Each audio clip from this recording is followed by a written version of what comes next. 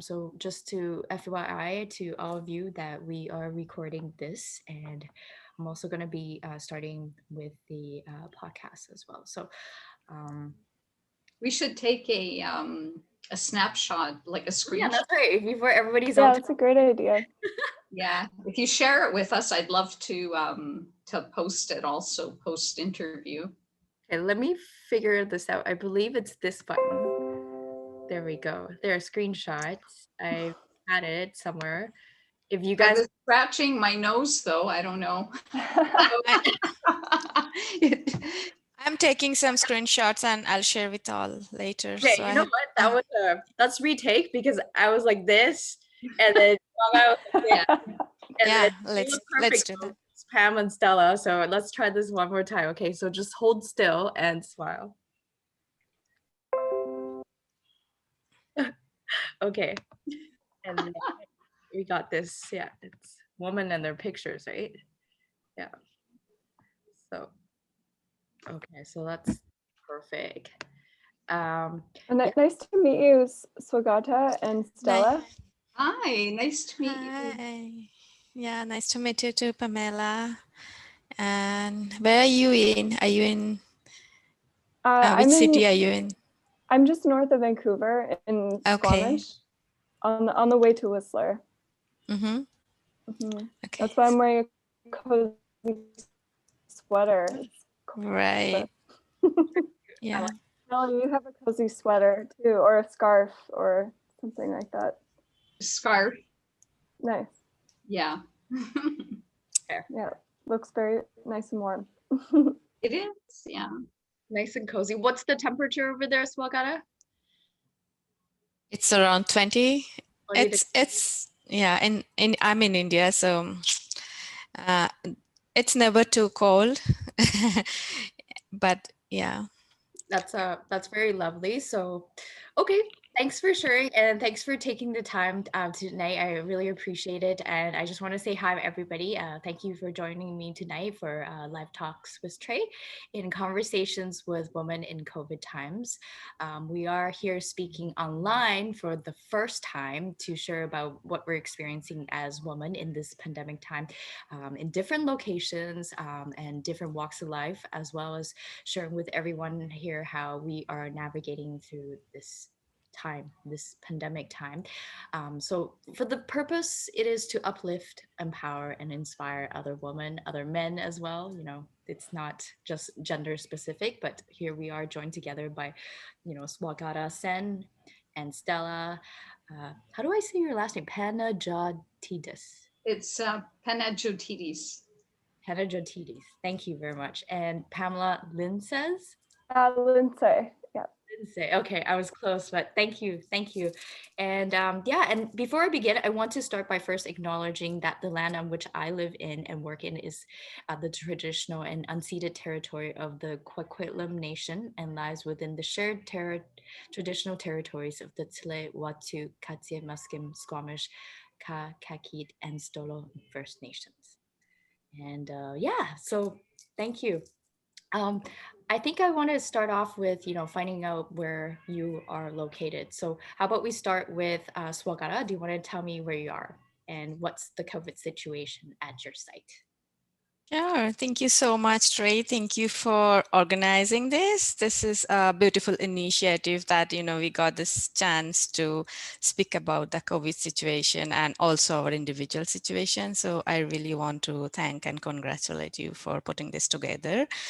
I am in Bangalore right now in India, and I moved here in September, just a couple of months back from San Francisco. So we were in San Francisco for about 3 years, and but we had to move back to India in September because our US visa expired, and So yeah, after relocating back to India, the situation over here is not good, but we were taking a lot of precautions, not stepping out of the house unless and until it's really, really needed, and we are just kind of trying to avoid it as much as possible. But given that we were in the Bay Area, where it was one of the kind of worst state areas in the US, and the situation in the United States wasn't good either. So we are kind of used to living indoor and taking all sorts of precautions and sheltering in place since March. It's been like, almost 7, 8 months that we have been leading this life and living like this. And so moving back to India was challenging. Initially we were really, really worried, but then we kind of, I guess, figure out how to not step out of the house and still manage life. That is the right now, I guess, entire world is trying to implement that somehow or other, and that helped us to stay safe so far. And yeah, thank you. Thank you.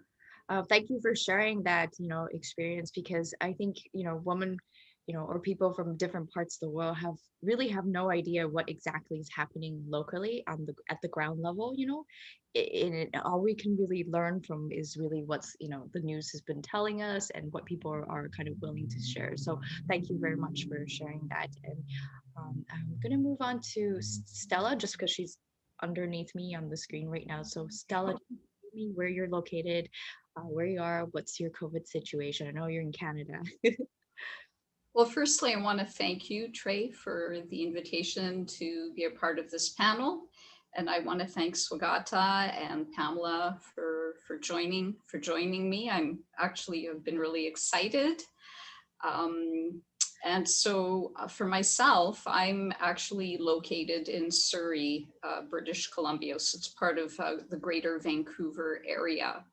And Surrey, the COVID numbers in Surrey are, I think, at par, if not even higher than Vancouver proper. So I know that in the Surrey area, they're opening up COVID testing sites where you can just, walk in and have a COVID test, again, because the numbers are high here. So I think we're, greater Vancouver, people are navigating very similarly.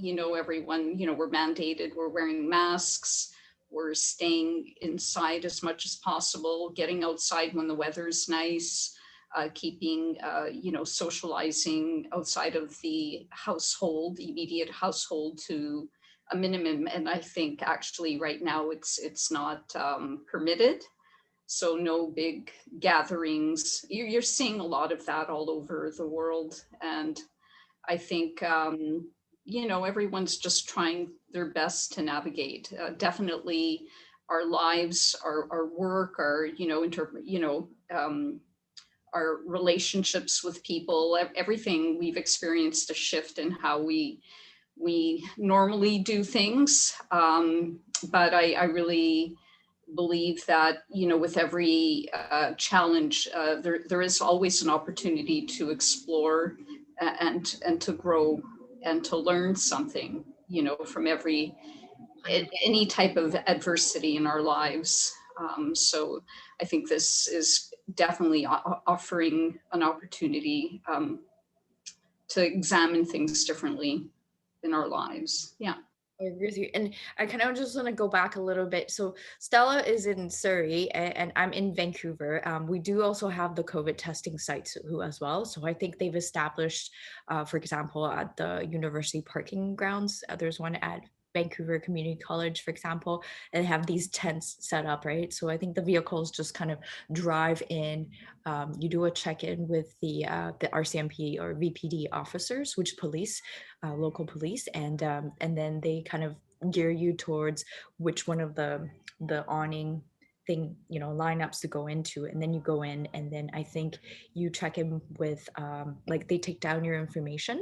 Then once they take down your information, that you go to the next one where they actually conduct the COVID testing, and it's apparently very, very fast, and then you kind of just exit. So there's no gathering or stuck with a group of people, so to speak. There's gaps in between, right? So that's kind of what they're doing right now. And I think there's no cost. For some reason, I was hearing from other people that people seem to think it costs money to get COVID tests done. I think that was from an earlier period in the pandemic during spring, but right now, as far as I'm aware, like that's not the situation. And I do 100% agree with you, Stella, that yeah, it's been challenging, but it is a time to look at a very different things, you know, like all sorts of things in that perspective. So thank you very much for sharing. Thank you for being here with us. My pleasure. Yeah, and I want to, yeah, check in with Pam. How are you today? Hi, I'm great. And thank you, Traei, for inviting me into this wonderful conversation. And lovely to meet Swagata and Stella and to hear your stories. And I'm happy to be here and share my experience and what's going on up here in Squamish in BC. And that's where I'm located. So yeah, I'm on the unceded lands of the Squamish, Musqueam, and Tsleil-Waututh peoples. I am an uninvited settler here, so I will acknowledge that. And right now outside in Squamish, it's pretty gloomy. Weather-wise, it's a gloomy day today, but yesterday we had a beautiful sunny day, and there were a lot of people outside, but a lot of people outside wearing masks. So Squamish has been very vigilant in wearing masks and keeping distance, even when they're outside. So not sure if all of you know, but Squamish is very much an adventure town. A lot of people are out mountain biking, they're out jogging, they're going up to Whistler to go snowboarding and skiing. So when people are outside, they're still being very respectful of distancing and wearing masks, and that's been really great to see. So in terms of COVID testing too, here there's a drive-through COVID testing area. I experienced that. I went through that a couple months ago. It was very easy. I just wasn't feeling well and I was a little bit concerned. So I went and tried it out and did the drive-through, and it was seamless and very well done. So I was very impressed with that. Is it painful? Like, It's uncomfortable. I wouldn't say it's very painful. It's just a little bit uncomfortable for a couple seconds. And I heard from the doctor that if it's not uncomfortable, it's not being done right. So. oh, really? Okay. Yeah, Yeah. that's sort of the test for it. I heard from nurses that, you know, it's, if you want to compare the uncomfortableness of it, the discomfort, sorry, did I just say that? Make up a word right there. It's kind of equivalent to, I'm sure we've tasted wasabi. You know how when you eat sushi and you have that green wasabi thingy, and then Yeah, and your nose stings a little bit. you're like, That's what it feels like. that's what it kind of feels like. So so that's a way to benchmark the discomfort. Mhm. Yeah. No, thank you very much for sharing about that. Yeah, I think Vancouver in recent times, I think a lot more people are definitely wearing masks. Mhm.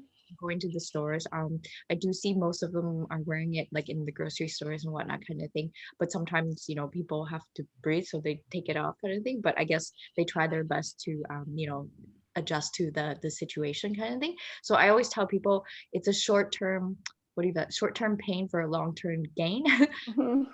That's very true with the mask situation. We just need to kind of stick it through and then just kind of wait it through, because you know, staying safe yourself means being safe for everybody else as well. So yeah, so thank you very much, Pamela, for sharing that. And yeah, I just want to talk about, like, you know, how has the current pandemic impacted you as a woman? Like, Swagata, you know, if you could share with us, you know, what you're experiencing, seeing, hearing about women around you, and, you know, maybe what you saw in San Francisco, and then, you know, suddenly, you know, going back to India, you know, the different contrasts, and, you know, how you're experiencing that altogether. Yeah, so I would like to start with women in general first, and then maybe we can just come back to my personal situation as well. So as you know, because of my advocacy and activism work, I keep talking with and interact with women from different walks of the life and from across the world. So I can totally see that, the way it has impacted women, it has disproportionately impacted women, definitely. And that's true from women from all over the world and from different backgrounds. Uh, there are a lot of the different reasons for that. First, there are a lot of women than men who are in healthcare sector, right? Especially in as like frontline workers or as nurses and midwives and community healthcare workers. And so they have had this direct impact. And then also women, there are a lot of women who work in informal sectors who lost their jobs during the pandemic. There are a lot of women than men who lost their jobs because they were working they had this part-time jobs or informal working in informal sectors where they had less job security. And and then as well as there are women who are privileged and who have the privilege of working from home, had to stay out of the workforce because of taking care of children. There are a lot of places in the world where the childcare was closed for several months. So this mothers who had to take care of maybe 2 3 young kids and had to manage their work, a lot of the women had to like stop working. It's not that they were laid off, but they had to stop working because they could not manage childcare. A lot of the places in the world, there were very less childcare support, and most of the childcare support systems were not even available during the pandemic. And also, as you know, that women living in remote places and some other parts of the world where they don't have, and also the vulnerable populations, they got impacted because they did not have the access to sexual and reproductive products and treatments. And as well as like women also got impacted a lot by domestic violence. A lot of the women, they have to live with their dysfunctional family member or a partner, which for several, now it's for several months, in maybe in a small house or uh, indoor for several months with abusive partner, which is not easy. They don't have any escape route, especially for in the places where people are extremely like following a lot of precautions and not really going outdoor, and there are a lot of restrictions. So women are impacted by domestic violence a lot. So yeah, there are a lot of different ways that we can see that this pandemic has really impacted women. And for me personally, like, yes, I had to stop working because my work authorization expired in April. So that pandemic has directly impacted my work, my day job.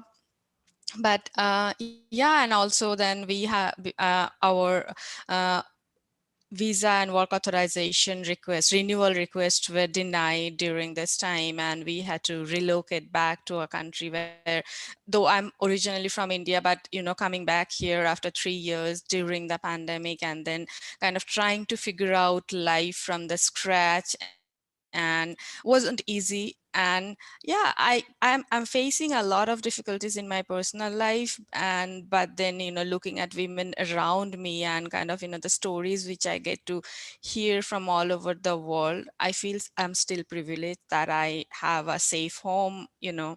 I am healthy, I'm safe, I'm able to take care of my family members. And also the job loss have impacted me mentally, economically, but still I was somehow managed to, I would say, transform these difficulties and challenges to an opportunity, and focused on other projects and other areas of my life, which I maybe didn't get the time for many years to do the kind of projects which I wanted to do. So yeah, I guess this has, for me personally, this was very hard to process a lot of the things, especially this international relocation and job loss. But at the same time, it was a very enlightening experience for me to interact with people from all over the world because of some of the projects that I initiated and I started. And this also helped me to process my own difficulties. And helped me process my problems, and I focused on helping others and uplifting others through my work. So yeah, that's my story. Thank you very much for sharing. So there's two things I want to quickly touch on, just backtracking a bit. You mentioned ending domestic violence against women, right? Right now, we're still on the 16 days of end violence against women. And I noticed, like, I think we chatted on this before too, like how the focus is, it's a very important focus. It's very much on regarding domestic violence, such as physical abuse, sexual abuse, intimacy abuse, right? But I also want to note here, just as importantly, that these domestic violence against women is not just the physicality aspect of it. It can be through text messages, through emails, through various formats of, even like social media posts and stuff like that, right? So, and even men, women, anybody, right? Any sort of gender, like any sort of ways of that form of abusive communication is unacceptable. I think it's not just physical and intimacy or sexual aspect of abuse, but there's so many formats, and I think that's something that we need to also be aware and recognize too, and put into that, ending domestic violence. I think that's really important. So, and now leading back to talks about gender and equality, and I'm just wondering if you could share a little bit about your work, that initiative that you kind of started, because you mentioned you started something, and that's kind of what has kept you, going during this time. Yeah. Right. So, yeah, I'm happy to share about my work. So, I am a clinical researcher by training, and as I said, that I was working in US. So I was working in UCSF as a clinical researcher. That's my day job. That's my profession. But beyond my primary career, I'm a gender equality advocate and activist. So I have a digital advocacy platform called Rights of Equality. I founded it around 3 years back, initially as a personal blog. So growing up in India, I realized that we all are kind of conditioned to live scripted lives, especially women and girls. And I also have experienced a lot of discrimination growing up as a girl, and as even as an adult woman. So I realized that uh, that need to promote the awareness, because a lot of that is because of cultural and social conditioning. People grow up realizing that, or also believing that they have to follow a certain norms and social and traditional norms. And that is, I somehow felt and identified that it's the need of promoting awareness and educating people about these issues and some of the things that we normalize in patriarchal societies, and use to oppress women. That happens in all the societies, but my lived experience really kind of pushed me to do that work. And so initially, as I said, that I started that as a personal blog, and I started writing about socio-cultural issues all over the world, which oppress women, which treats them as kind of inferior human beings.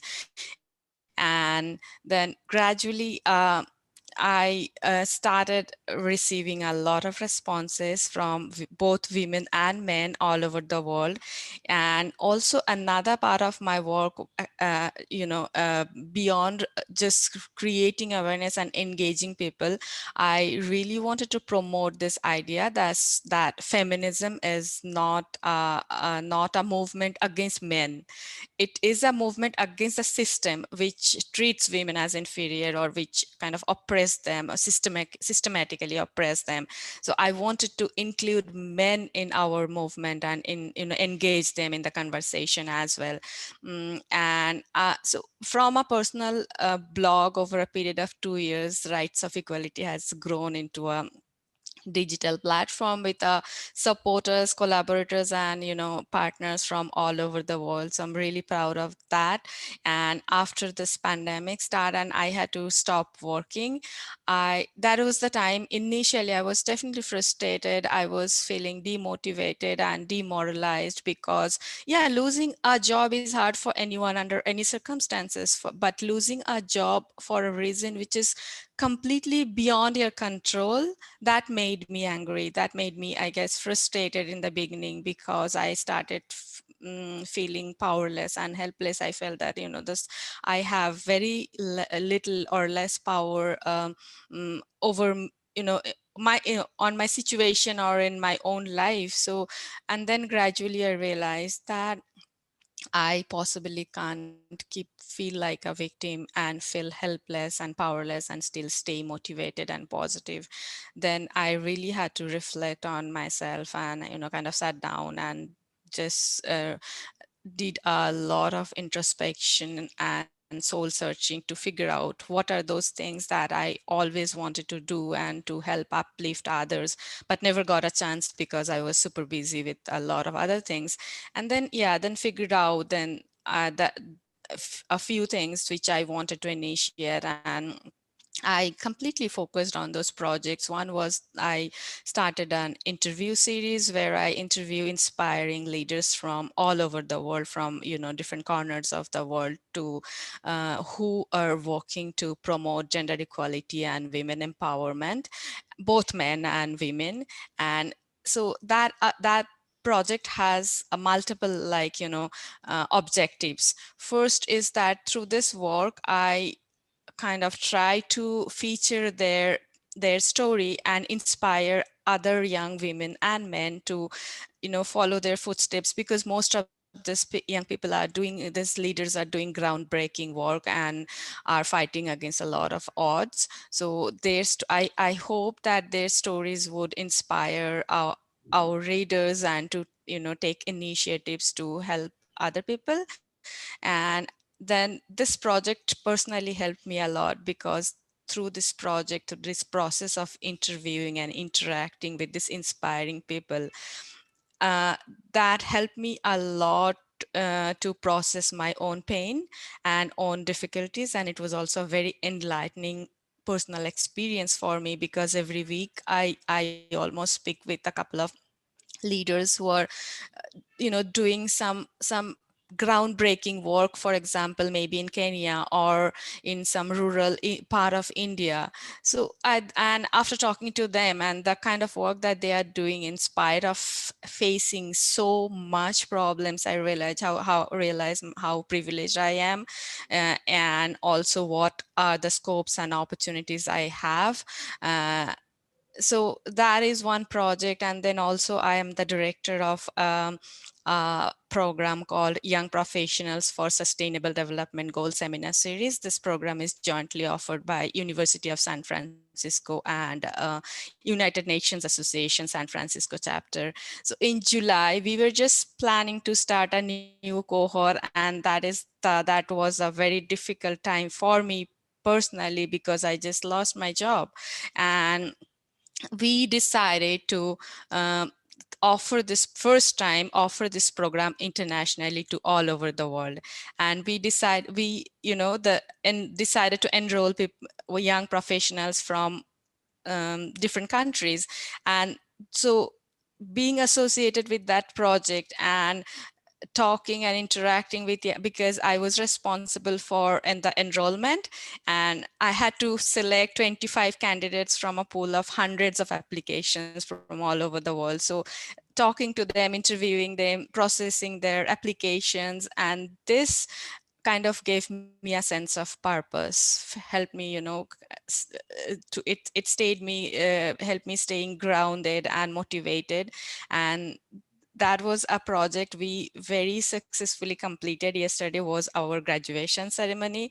It was a 3 months online professional development program where we enroll these people from across the world, and they mostly are young people who are helping to change the society, some social issues, and the working with United Nations Sustainable Development Goals. And we match them with mentors. The most of the mentors are world leaders who are working for sustainability or different sustainable development goals. And this entire process of helping them, in their journey, in their professional journey, in shaping their careers, that was personally very gratifying, as well as very enriching and enlifting, enlightening experience, uplifting experience for me. So So really, yeah, these yeah. So yes. sorry, I just wanted to, it's really all these projects and the different roles that you play is really contributing and really changing lives, like whether it's like small little parts and then growing into a really big chunk and touching not just for women, but as well as men in this walk that we're together in this journey of life, right? So I think it's super, super powerful and super empowering. So no, Yeah, thank you so much. thank you, Swagata. Thank you so much for sharing all of that. I do want to turn my attention to Pamela. If you want to share with us a little bit with the work and the COVID situation for you, and how things are going, and how the current pandemic has affected you as a woman. Thank you. And thanks for sharing that, Swagata. It sounds like you were doing such incredible work. I'd love to have a conversation offline afterwards about these projects, because they really align well with the work that we're doing in the foundation that I started called Whole Human Foundation, which I'll talk about in a little bit. But to address your question, Traei, in terms of COVID and my experience so far, it's been a little bit of the same as Swagata in terms of employment. I was laid off in the summertime from working at a biotech company. And that was a shock to me, because I really thought that was sort of where I was going to grow in my career. My background is I'm an immunologist and also an infectious disease specialist and researcher. So everything that's going on with COVID is pretty much what I studied during my PhD, but with a different virus and a different model system. So I was a little bit I was caught off guard when I was laid off, and it was hard. It was a shock, and it was because of the financial situation just of the company and the struggles they were facing with COVID at the time.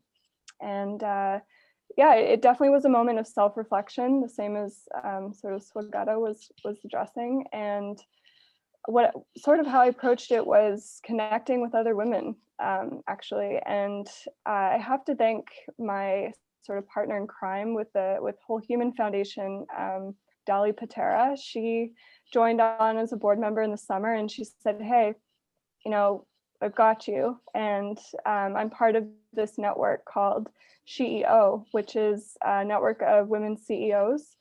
And what they're trying to do is, if you're an activator, which I'm now an activator, and I was actually gifted my activation from Dali, so very grateful to her for that. They're a network of women that uplift and support and empower each other, and they want to help women build ventures. They want to support in any way they can, not just financially, but through consulting and advice and connections and further networking.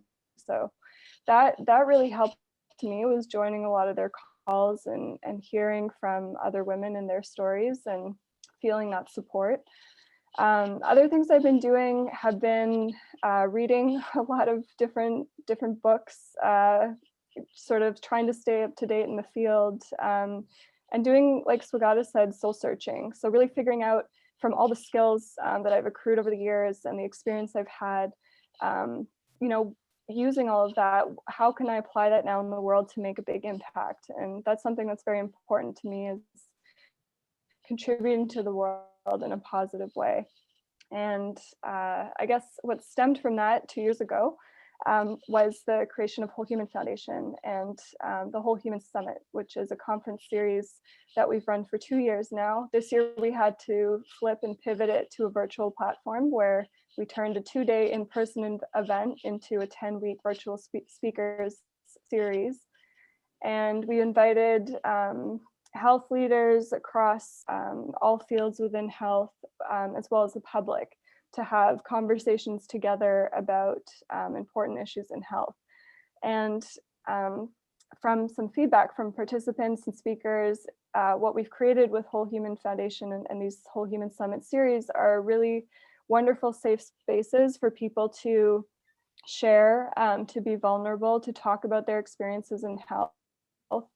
And also for leaders who wouldn't otherwise speak to each other. So health leaders who are part of Western medicine or allopathic type medicine to connect with non-traditional, what are considered non-traditional healers, and to really listen to each other and to find ways to try to support each other. So whether that's trying to start a project that builds evidence for some non-traditional therapy that perhaps gives it more clout in the mainstream, or perhaps learning from different healing modalities and how we can incorporate those into different research projects. So it's been a very powerful and wonderful experience. Also hearing from so many different diverse perspectives about health, which I think is missing in a lot of the discourse around new therapies, is trying to be inclusive of different perspectives. And yeah, so I've been busy running the summit and Whole Human Foundation, and then also interviewing and managing that. What I've seen from women around me and in my networks, a lot of my close friends are young mothers, so they're navigating their careers as well as having toddlers and little kids running around. So a lot of the times I'm on Skype meetings with women and they've got, baby with them on the lap, and that's been a really wonderful experience to meet, to see that personal side from them. But also I can Hello? professional demeanor. Oh, I think we're experiencing a little bit of network issues. Can everybody hear? No, I think I cannot hear Pamela for Yeah. I think she's back now. I She's think, back now. yeah, my internet just junked out for a second. Sorry about that. But I was basically saying that what I've seen, at least with women in my network, is a lot of women who are juggling taking care of kids at home as well as maintaining their careers. And Swagata spoke a little bit about that, the disproportionate effect that COVID is having on women, especially with their careers. Not only are a lot of women getting laid off, a lot of women are working on the front lines, a lot of women are managing taking care of their kids at the same time as their job. So that's sort of what I witnessed, at least in my network. Thank you very much, Pamela, for sharing all that information. And thank you. It sounds super amazing, super powerful. Together, you and Swagata, I bet you there's a lot to talk about. Mm-hmm. Connection and different types of work. So again, I just want to mention that although we're different people, different contexts, different capacities, I think regardless organization, no organization, every single day, all of us is doing something. And there's absolutely something that we can do to help empower, uplift, and inspire other women everywhere. Because a lot of times I think for women, regardless of culture, I feel like we're kind of a little bit shy. We have to kind of just hold ourselves back and not to speak directly, and oh, maybe I shouldn't try this out, or maybe I shouldn't share this much information with other people. We've been kind of doing that all our lives because as Swagata was mentioning earlier, we've been socially conditioned to do such, right? So I find that during this pandemic time, in fact, I find that we're actually more busy than ever than compared to pre-pandemic times, right? So I feel that it's so important that we step out, get connected, reach out, talk to each other, even if it's just sparking a conversation just to, make a new friend, right? Because sometimes it's not with a purpose unknown right away kind of thing, but you make that connection as we begin to speak to each other, right? Kind of thing. So thank you very much, Pamela, for sharing that. I want to turn my attention to Stella now.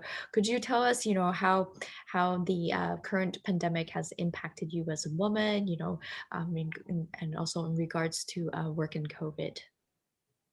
Well, for me, I've been in the event planning business. So when COVID hit, all of my projects were immediately canceled or postponed for the entire year. So the impact was immediate. And like Pamela, my initial reaction was I got frustrated and angry because something happened that was beyond my control and it wasn't my fault, right? So the organization, the nonprofit that I worked for, went into this kind of hiatus where we kind of stepped back. And I think originally everyone was thinking, we'll just ride this out and things will go back to normal after a couple of months, right? Just chill and take it easy. But as time went, kept on moving forward, we were seeing the long-term impact, and then the realization that, wow, this is over the long term. And how do we navigate? How do we pivot? What do we pivot towards, right? So being an event planner, all of my years event planning, I eventually took the initiative to pursue a special event license, and I worked with the city of Vancouver and Vancouver Coastal Health. And, I navigated through the COVID risk assessment and somehow miraculously was able to secure a special event license. And we actually held an event just outside of Vancouver City Hall. And it was a huge success. I mean, we had a lot of positive feedback from all of our different stakeholders. And then following that, the plan was to move forward with something around the holidays. But then what happened again is we started to see this, big spike, right? So I had conversations with two new partners about two projects, and we were really excited working with them. But again, as a result of what we were seeing, moving towards the winter season, we had to, put that on hiatus. And I'm looking at moving forward with, plans, putting things in place for the spring. So it's been definitely a challenging time. I also have a lot of friends who are entrepreneurs, who are photographers or designers, who have, again, been heavily impacted, by COVID. And people, I find, are definitely getting creative as a result of this, as a result of all these limitations. The other thing as well, one of my passion projects has been my work as a Dress for Success Vancouver ambassador. And I've spent the last 2 years doing a lot of public speaking engagements. And again, that came to a standstill because all of a sudden overnight, there's no events, right?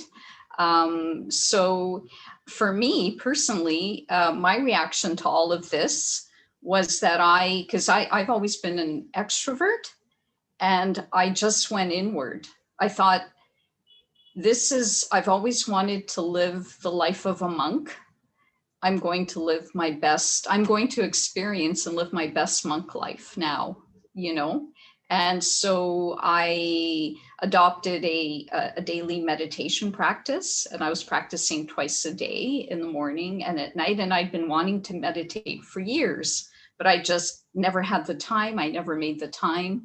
I went back to dancing and joined a dance collective, and we started the whole silent, disco movement, with the soundless headphones. So we'd show up at a public plaza and all of a sudden just start street dancing, of course, socially distanced, right?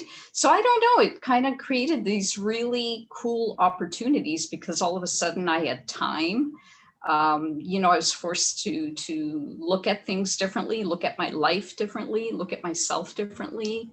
Um, so it's been, you know, I've always said, I've realized, discovered that, you know, resilience is built into our DNA. I think human beings are far more resilient than they give themselves credit for. And I think people, when you tell someone you can't do something, they're going to find another way to do it, or they're going to find something else to do altogether. Yeah. So it's been, yeah, it's been an interesting journey. And I have friends in my circle who've had to adapt to working full time from home, you know, so learning to, you know, make their small living space into an office and create structure around that. And also, you know, navigate living alone as well. Some of the women in my world, a lot of them are single, you know, or they're in long-term relationships.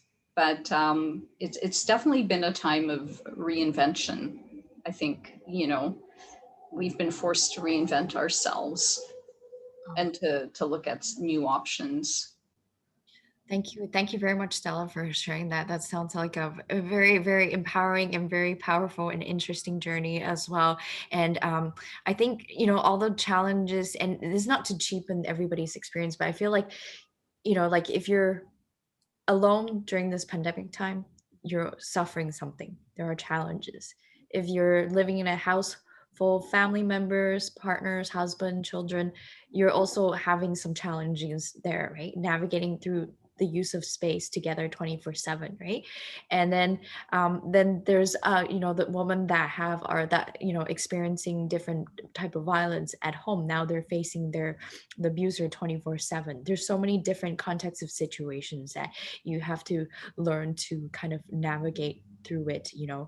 And I mean, it's easy for us to be sitting here discussing that, but you know what really goes on, you know, behind closed doors and what really happens to us daily, nobody knows, you know, kind of thing. So this is kind of, these talks are a glimpse to the whole situation of what's been happening.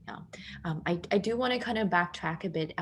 Stella, you mentioned the spike, right? So I know in everywhere in the globe, different situations are occurring regarding the spike. So for British Columbia in Canada, I think it's in recent times. Correct me if I'm wrong. In recent couple of weeks that we had this, I guess they call it the second wave, right? Pamela, if if you want to chip in and jump in on that, that'd be great too. But yeah, so they're spiking it up. So our numbers are getting, I guess, at the highest it's ever been since the start of the pandemic. So that's why there's extra measures of, you know, locking, you know, wearing mask, mandated to wear mask, and you know, not having these gatherings and stuff like that. So for winter time, which has been hard for people, especially for the Christmas holidays as well. So and the other thing I wanted to, you know, touch on is that you mentioned like a lot of delays, like for example with your event planning and all these projects that you had in mind, right? Just for success as well. I feel like that's kind of, I kind of want to share about her Stories Untold. So this project started in 2019, and initially I had wanted to reach out to different women from all walks of life just in Vancouver, BC. And at the time, there was it's pretty much pre-pandemic, and I was thinking of connecting women, you know, in person just to do interviews, you know, get local fashion designers, photographers, artists kind of to collaborate and work together to produce this book project, which is to empower, inspire women.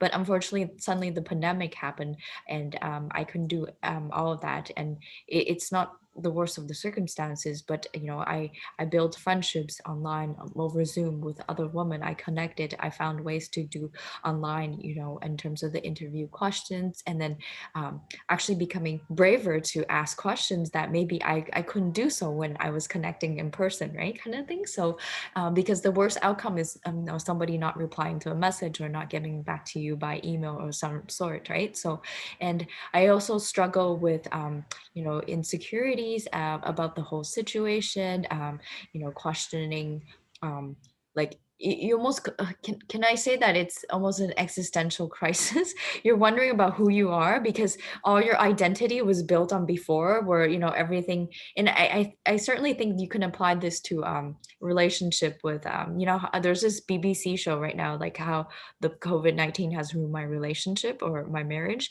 kind of thing. So I really think it also applies to whether you're married or single, and different types of relationship status and whatnot kind of thing. But that it impacts you to make you realize what was a good fit.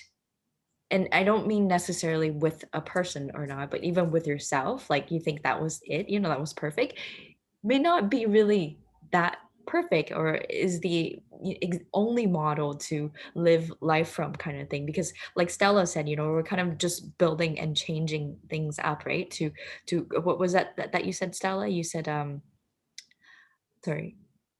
Reinventing ourselves. That's right, reinventing ourselves. That's exactly what we've been doing. Yeah, I think the big lesson in all of this is that life is unpredictable. We're creatures of habit. We like familiarity. We like to, lay out our day, and we want to be in control on all the time. But the reality, the reality of everything, and we're seeing it, is that we're not in control, right? Like life is unpredictable. Things happen, right? And when things happen, all you can control is how you choose to react to it. You know, how am I going to take this situation? Am I gonna take it and go, wow, what can I learn from this about myself? Or am I gonna get angry? Or it's just, it really, it's all about the mind, right? So Yeah, I think it's really about resilience, right? I think that's sort of what you're getting to, Stella, is this is a really good test of resilience for handling challenging, uncontrollable, unpredictable. and being bendable, right? Like I in the middle of the pandemic, I had a flood in my home, right? So I was displaced. I've been displaced for 2 months. And when it happened originally, I was just so upset and so angry. And finally, I had all these people coming into my house, like workers. And then I realized you've just got to let it go, right? Just let go of the control. Like this has just got to play out the way it needs to play out. And I was thinking last week, I thought, oh, I'm so tired of living in a hotel, right? And I'm in a beautiful property. And I thought, how funny is that at a time where people can't travel? No one's able to stay in a hotel. And I've been living in a hotel, so I thought that was quite interesting. Well, I think we lost Pamela.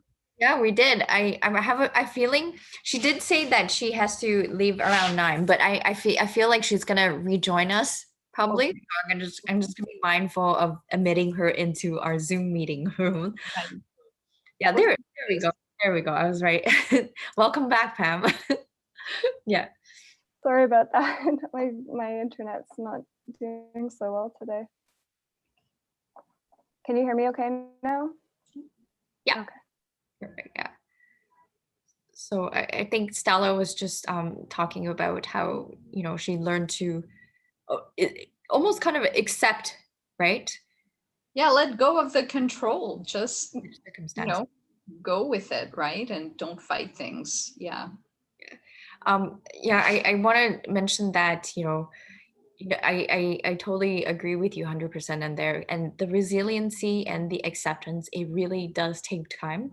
But, with the pandemic, I think we were forced to shorten that time frame of learning curve of how to be resilient and how to be more accepting to circumstances, which again, the reason why I started the Her Stories Untold project was because of some of the life experiences that have happened in my life that I really didn't wish for them to happen. And I think first of them being my father passing away accidentally in 2004. So it was very challenging for me at the time because I was in university at the time, and I was actually due to fly back to Taiwan to see my dad and go to Europe for the first time with him. But unfortunately, I got a call one day in the morning, and he had got hit by a motorcyclist. Right? It was very is very graphic, and I'm not going to go too much into detail, but that's when I had my first sense of loss, and I had to just deal with it and emotionally shut down myself at that time to just kind of go day by day kind of thing. You got this, you got to deal with it and push through. So so having done that, it's been 16 years. Like I think earlier this year in January, I before the pandemic started, I actually finished a short film, which is me opening up, um, and actually embracing the resiliency built from that experience, that traumatic experience, grief of loss from my father, is to listen to his voice messages, the last three voice messages that he left me. I couldn't, I couldn't have the courage to listen to them for 16 years, but which I did early this year. So that was part of the confronting and accepting and embracing of that journey. So the short film is actually going to go into the Vancouver International South Asian Film Festival, which is happening on December 11th to 12th soon. So I'm actually nervous but excited at the same time, because that's me officially accepting, I guess in some weird way, that my father passed away. And I know it's been so long, but you continue to grieve. And I'm sure, I know it's different situations and circumstances, but I feel this pandemic is in a way where everyone's fatigued, we're grieving for a life that we had before kind of thing, and then learning to reshape all of that, and kind of reliving again, so to speak, right? And not to cheapen anybody's experience or anything, but I felt like all the hardships and the traumatic events that have happened in our life, all the experiences that we never ever ever want for ourselves or anybody, somehow that has pushed us to become stronger inside, to be able to walk this path, this journey, and to continue to the best of ability that we can together, right? So I think it's easy to say this now because you've come through that journey. It's so easy to say everything, share everything right here, but really that journey has been hard, and nobody can really understand it unless it's you. But certainly we can share some of it. Yeah. So, thank you. Oh, Pam's back again. Yeah, so I kind of want to turn our attention to, now that we shared kind of what's going on and with our work and COVID situation, how has it been like for all of you in terms of relationships, like for example, connecting with family, friends, partner. Sometimes, I like to share, like I feel very isolated and alone.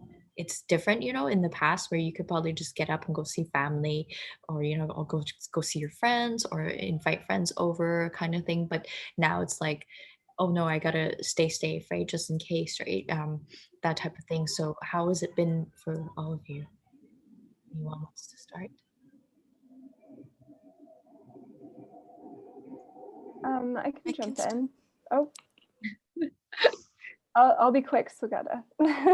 No, you can take it. especially especially if my internet connection is really wonky. Sorry. I keep putting it on, taking my video off just to try to help it. Sometimes that works. But in terms of relationships, I've been fortunate that I have a wonderful partner, who you may have seen walking in the background a few times. That's just the reality of working from home. We all have to live and coexist within the same spaces. And if you're in the sea to sky corridor, usually, unless you're a multimillionaire, in sort of smaller space. So yeah, that's sort of why you've seen him walk around in the background. But I've been fortunate to have that. But I also I really miss my family. All my family is out east in Canada. My parents are seniors, and I want to be very conscientious of them and their safety and their health. So I have not flown out east to go see them at all. Actually, I haven't seen them in a year now, because the last time I saw them was pretty much right before things got started with the pandemic. And my brother and sister-in-law and nieces are also out east, and my nieces have virus-induced asthma, so I'm also being respectful. I don't want to visit and bring any infection to them, so I've been cautious for that. And things have changed in terms of social gatherings, 100%. I mean, we keep to ourselves, and we've had to learn how to be creative with different things to do every night, and try not to watch too much TV in the evenings, and try to resort to reading more books and doing puzzles and board games that we never would have played before. But now that we have the time to do so, and pick up new hobbies and bring back old hobbies, I've been playing more piano now than I used to, and yeah, so that's sort of been the light in this sort of changing time. Thank you, Pam. Thank you. Swagata, do you want to share? Yeah, sure. Thank you.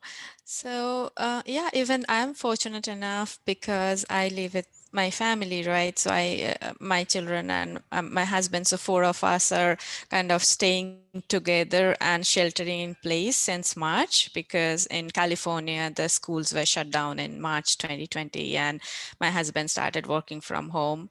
And my job in UCSF was kind of essential because the research I was a part of was an essential research, and I had to go to work initially, like till the time I was working, but that's just for about a month. And then even my mom was there with us when we were in San Francisco.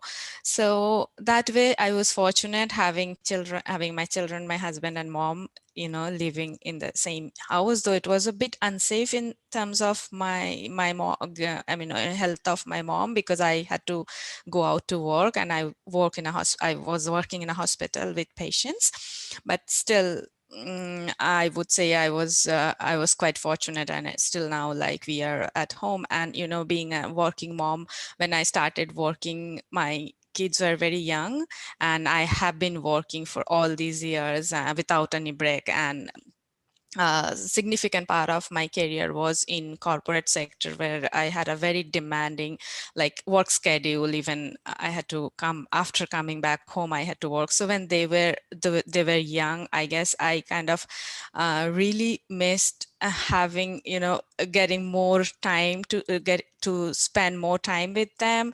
And this kind of a situation, I would say, was even like a dream for me a couple of years back, having to spend that much of time with them when both of us are at home, because it would be mostly on weekends, and even on weekends I would be busy with a lot of other commitments and volunteering work and projects.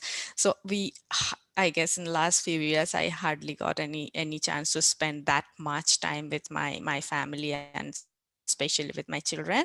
So yeah, I would say this is something we generally try keep thinking about the negative, but at least in my case, this gave me an opportunity to spend more time with my children and my family. And we have been fortunate enough to getting to spend this time and staying together of or all these months. They still don't know when they would go back to school physically, so it's going to be many more months that we will be living like that. And I also am very fortunate that my kids are very resilient, having to go through this kind of international relocation for which they were not mentally prepared. And they are teenagers, right? They were very, very attached to their friends and their environment, and this is a very different environment for them, having to move from San Francisco to India, and also not having the opportunity to meet their friends and loved ones for the last time. That was so hard even for me. They accepted it. They could not see their friends before they came back forever. And then after coming back here, they could not go to school, they could not enroll into any schools. They had to lose they both had to lose one academic year. They did not get the admission in the same class. They were in US, same grade. So they did not complain. And even after coming here, it's like, I would say, just they have just been indoor for 3 months without stepping out and without complaining, without having any interaction with the outer world at their age. I really appreciate, and I'm so fortunate to have uh, them in my life, and the this kind of resilience kids, they are my inspiration, because when I creep and I complain and I look at them and say like they're like, at home for 8 months in a new country for 3 months without having any interaction with the outer world. Yeah, that way I have been lucky. But also I have my extended family in India, and after coming, I came back after 3 years, and I lost my uncle a few months back. Just when the pandemic started, I could not go and see my auntie, like my uncle's wife, and none of my extended family members in India.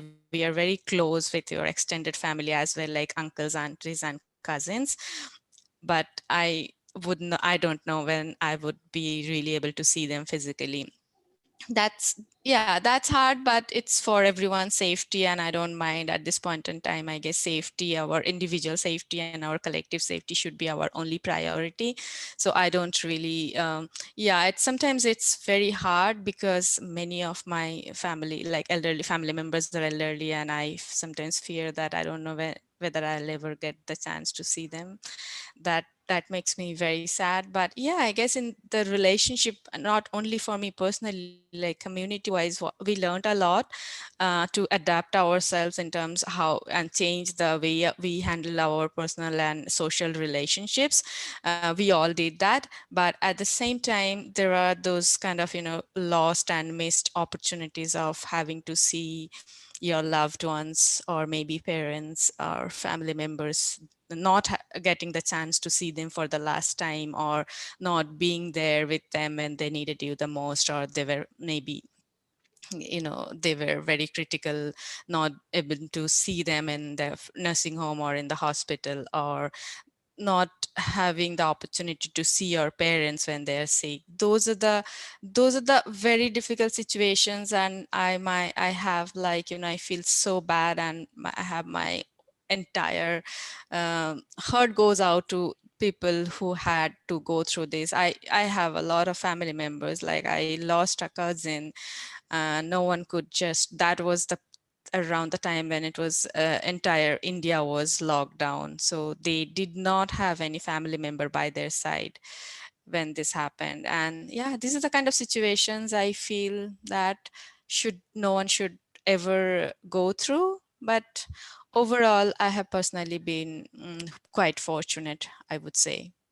Thank you so much. I'm so sorry to hear about your losses, and I'm so sorry that all these things that are happening beyond our control. I feel like, yeah, I don't know where to begin. I don't know where to end. Just going from the teenage, your teenage kids, like moving and stuff. Like I think back, because all I can really relate are my own personal experiences. Like that would not, I don't know how I could accept that, that lifestyle change, and then having to go back to home and then not being able to see all your extended family and immediate family members, and always in constant struggle with that. I can relate because I can't really go back to Taiwan right now unless it's like a very, special case by case kind of situation, right? So but at the same time, I'm not going back because my mom is also a high risk senior here, and unfortunately she has early Alzheimer's, and I have to, between my siblings and I, like, we're kind of taking care of her in terms of, I'm being very cautious, even just really doing the essentials, grocery shopping and stuff like that, because I'm dropping those groceries off to her, delivering food kind of thing, right? And it's been challenging even pre-pandemic, but during pandemic times, because I'm trying to explain to her that COVID-19 is like SARS, which she does kind of remember, but sometimes she doesn't remember that there's COVID-19 happening. She doesn't understand. And then I'll have to tell her that, right now it's it's COVID time, so if I bring you groceries, although I sprayed it down already, you have to kind of wipe, just because she might not remember to wash her hands, right? It's easy for us to do because we're fully aware of what's going on, right? So like that. So there's a lot of constant anxiety and worry there, and very much like you, um, even though in different situations and geographic locations, I feel like I don't know, like something could happen because you're being high risk, right? Kind of like Pam, like you're very concerned about your parents back east, right? And not being able to see or do anything immediate, right? So, and the situation with if very unfortunately they get to a stage where they're at a hospital because of COVID, like this is a time where I think a lot of people also are not realizing you can't go in there, you just cannot be there to be with them until the very last second they close their eyes. Like that's not happening. And I think that's why people really need to be aware and take this whole pandemic very seriously, because how you protect yourself is how you protect other people. And that's, by doing that first step of measure of protection, you're really going to contribute and make this pandemic end faster. And nobody can do it just by themselves. Again, that type of thing. So thank you very much for sharing. Um, Stella, did you want to share as well a little bit about? Sure. My family's all in Montreal. So, and my mother was rushed to the emergency Thanksgiving. And, we didn't know if she was going to make it. And, I had to, the option to get on a plane was not there for me. The option to get on a plane to be there for her, but to be there for my sister and my family, my sister's family was not there. And that was really heartbreaking, and very difficult to swallow that situation. She did end up coming out of the hospital and stabilizing. She's still quite frail, but stable. But I had to come to terms with the fact that I may not be able to see her one last time before this whole pandemic ends, and I had to accept that might happen, and it was difficult. Um, but there's so many stories out there right now of people losing loved ones and not being able to be there because all that other stuff is still happening, even though it's COVID, and COVID's making it even more challenging. The fires, the losses, sickness, etc. I live alone, so I have to be mindful of my mental health. I cannot be alone 24/7. It's just, my mental health wouldn't survive that. So, I've been really careful, seeing, I have a very small social bubble, where we'll socialize and, outside and go for a walk, in nature.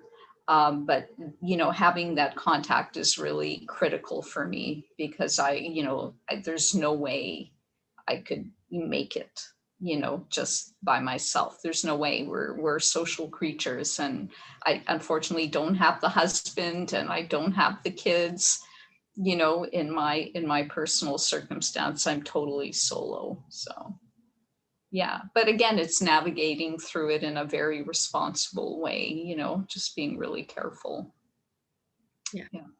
And thank you very much, Stella, for sharing that. And I can relate, the part especially with your mom, because that's how I kind of feel about my mom, and especially, just having lost my father like years ago that way, because I know like things happen, and it's not to be in a constant fear or state of anxiety, but rather these things do happen.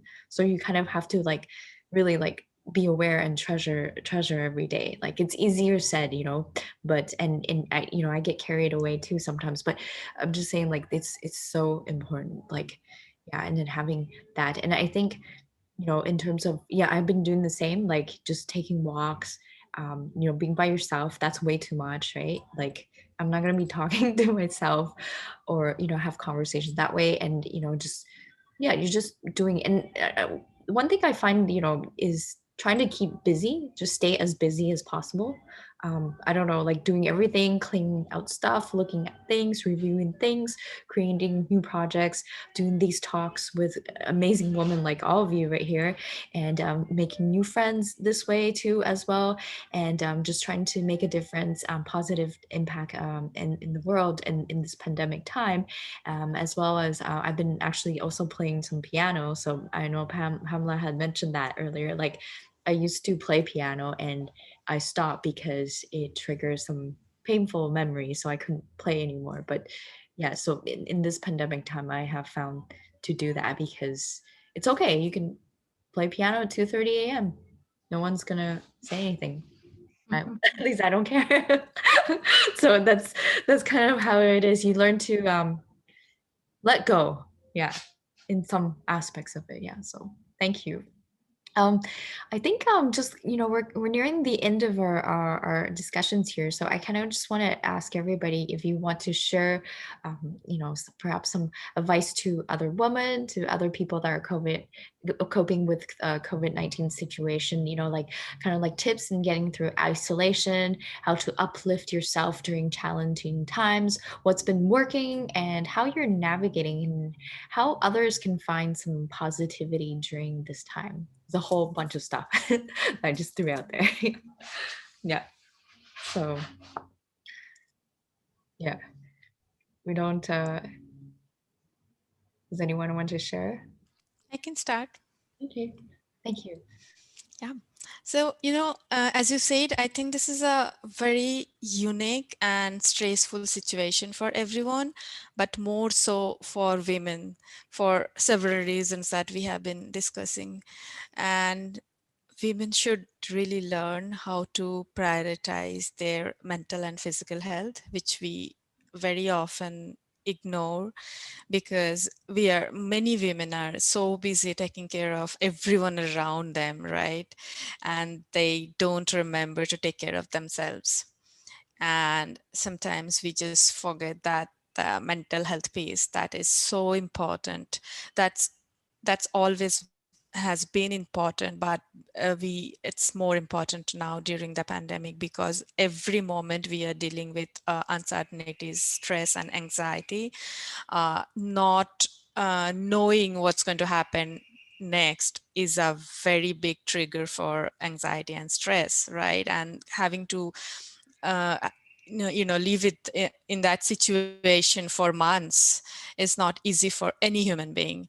And so we should really acknowledge and identify the need of our self-care and mental health care, and should just figure out, because there is no ready-made formula which works for all of us in terms of self-care, but just to figure out how to take time out for yourself and your own care, which uh, so my advice to all women out there should be, please learn to prioritize your health and happiness over everything else.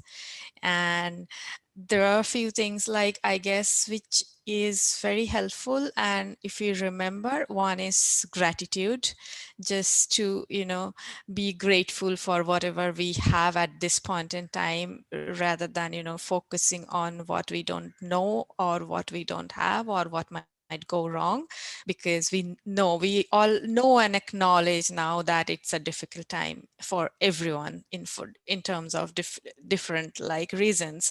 So just having that inside of being grateful for whatever we have, and then to be able to look at the bigger picture when you're going through extremely low phases or feeling very severe level of anxiety.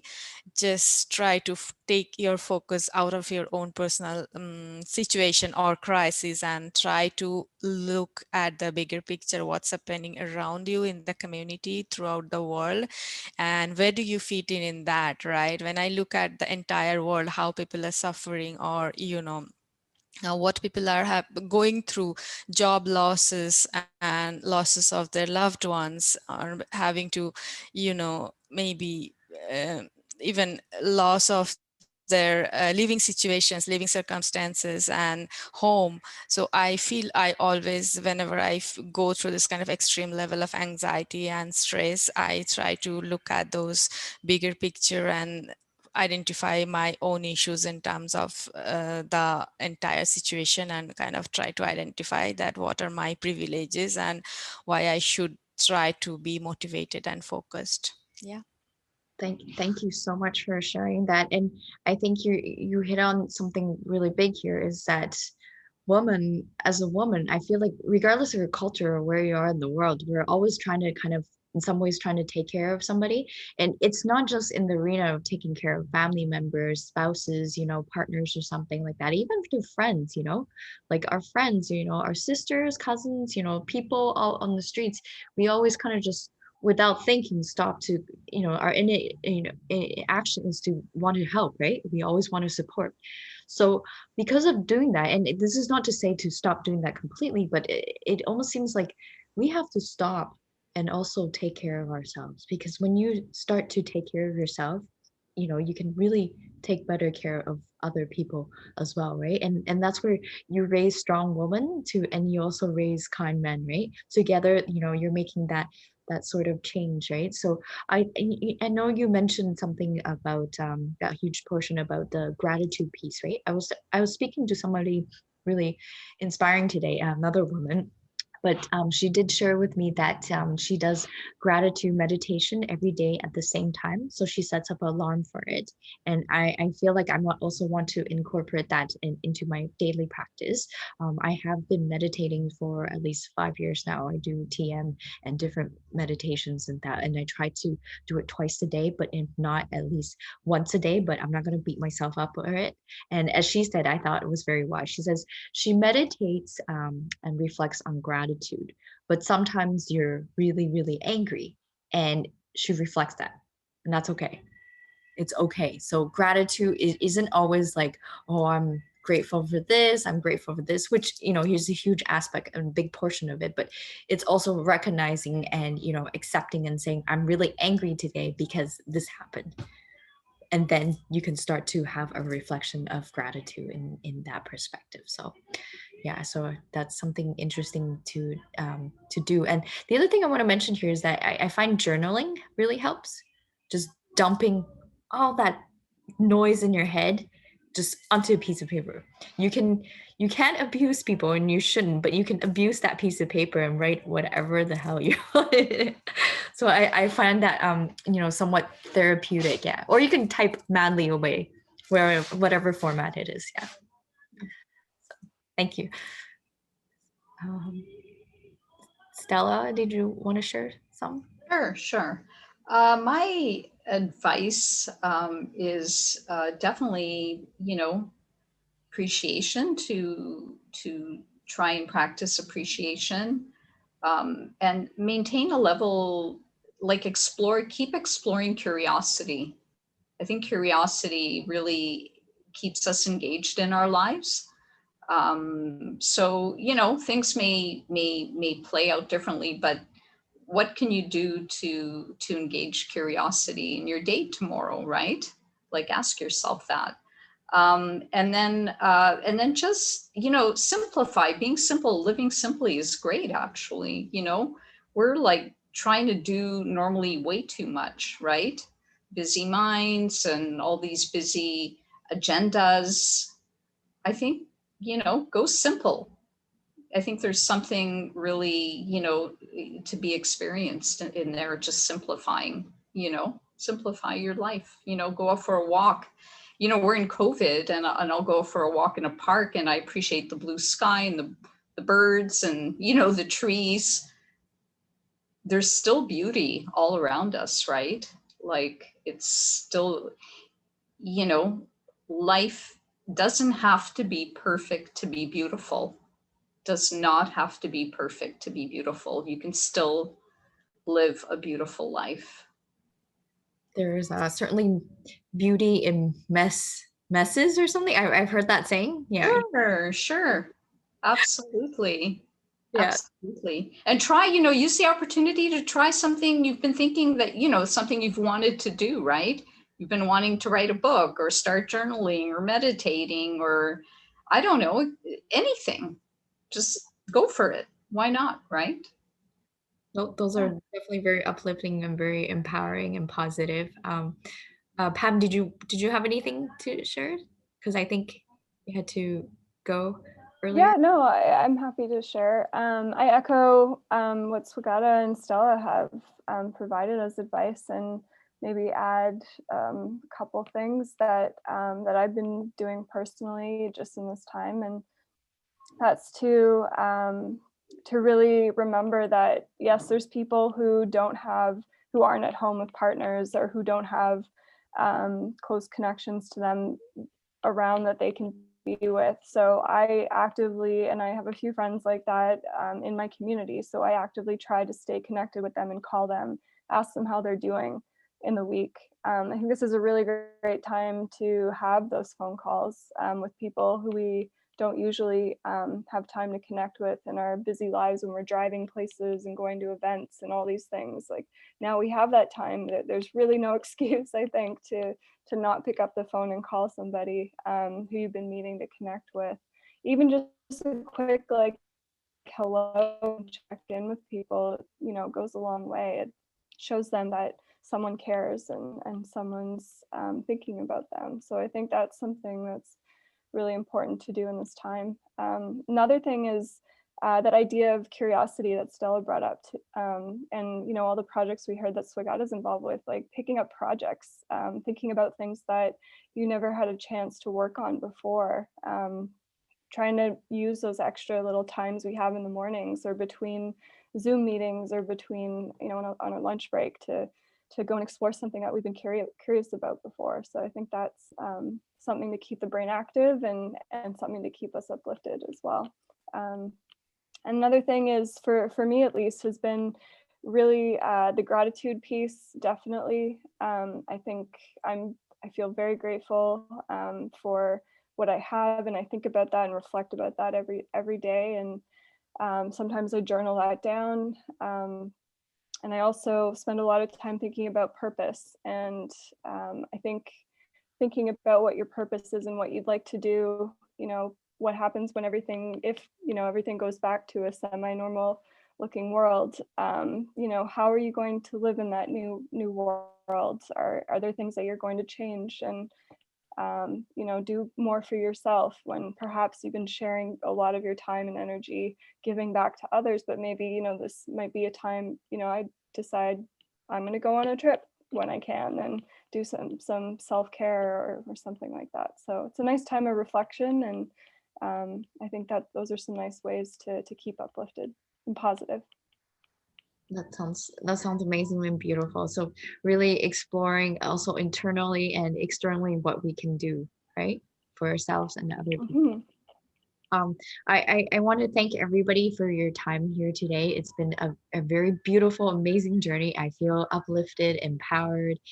I shared with you, I connected with all of you, and I feel inspired to do more, because I've got all these like positive tips, as well as experiences, and I know what everybody else is doing. So and that's echoes the same for everybody. Like, feel free to get connected, expand this network, and know that regardless of having family, whether you're by yourself or living with a whole bunch of people, that type of thing, like, we're not alone.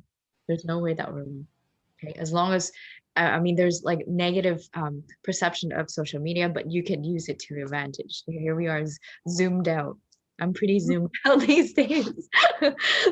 So I feel like yeah, so I'm kind of grateful for that aspect. And I know the pandemic has been really hard, and it's definitely not like it's easy for you to say, because you haven't lost somebody from COVID, but I feel like we can, as human beings, get through this, because we are resilient, and we need to have some sort of comfort in knowing that this time is a moment in history, and we will get through this time together, in separate lives, but together for sure. So again, thank you, each and every one of you, for joining me today. And I am very excited and very grateful for your time here. And hopefully this our discussions here, our chat today, will be able to empower and inspire other women and men around the globe.